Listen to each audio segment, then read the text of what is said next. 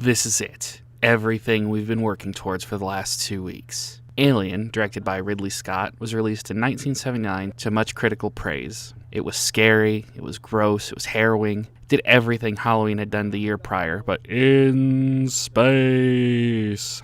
It introduced the wider world to the characters of Ellen Ripley, the Weyland-Yutani Corporation, only referred to as the Company in this one, and the titular alien, the Xenomorph. But all of this is only minorly relevant, because today, boys and girls, we'll be looking at the third and final section of Alien Trilogy, which uses environments from the original film.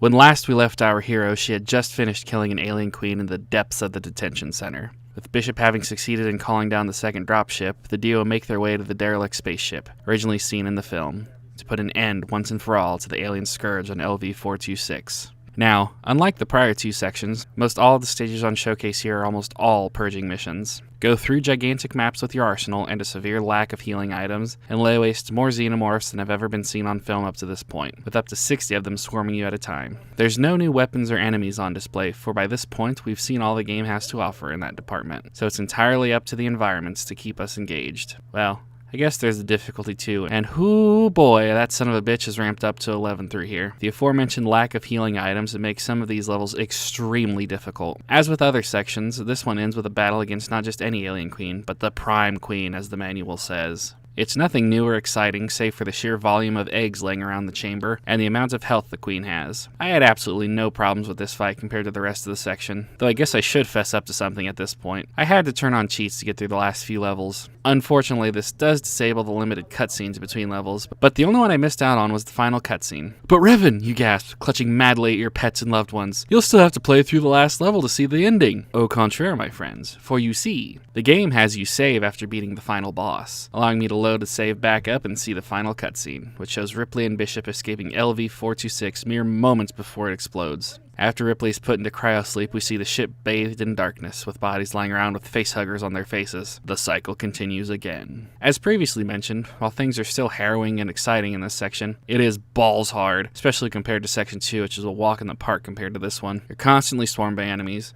ammo for the actually good weapons is scarce to find, and healing items are almost non-existent in the last few levels. I died a fair few times on one level before I caved in and activated the cheats. But once I did, things got so much more fun, even if it did trivialize just about everything the game has to offer. Never having to worry about Ripley's health or ammo was such a relief, and it allowed the player to just hold down the fire button with the smart gun and lay waste to those bastard aliens with gusto. I will say I'm glad I waited till the end to activate cheats, because kicking those on in the early game would completely ruin any fun there would be on offer. But it would be a hell of a lot of fun to plow through the game with the smart gun, never stopping the steady stream of hot lead pouring forth from your sprite hands. With the final section complete, I'd say it's about time I give the game a rating.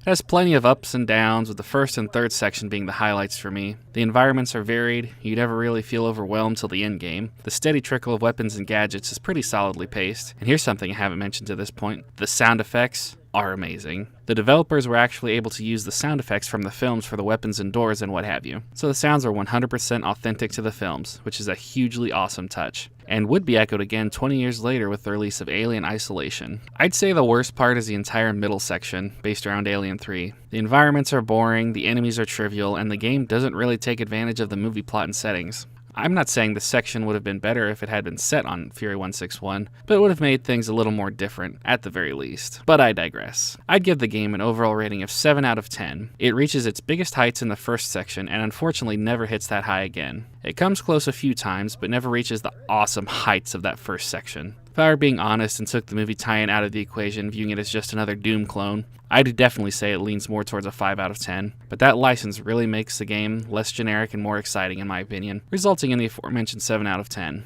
Now the really difficult part. Would I recommend this game? If you can get it for a decent price, around $15, I say go for it. It can be played on every PlayStation prior to the PS4. If you're a fan, I say seek it out, give it a play. It's a great way to kill a few hours, and fairly succinctly tells the story of the original trilogy without all the bells and whistles, though it does cut a few corners. If you aren't a fan of pre-analog stick shooters that lack any kind of circle strafing, I say skip this one. But if that doesn't bother you, throw it in, sit back with a beverage of your choice, and lose yourself in the dark corridors of LV-426.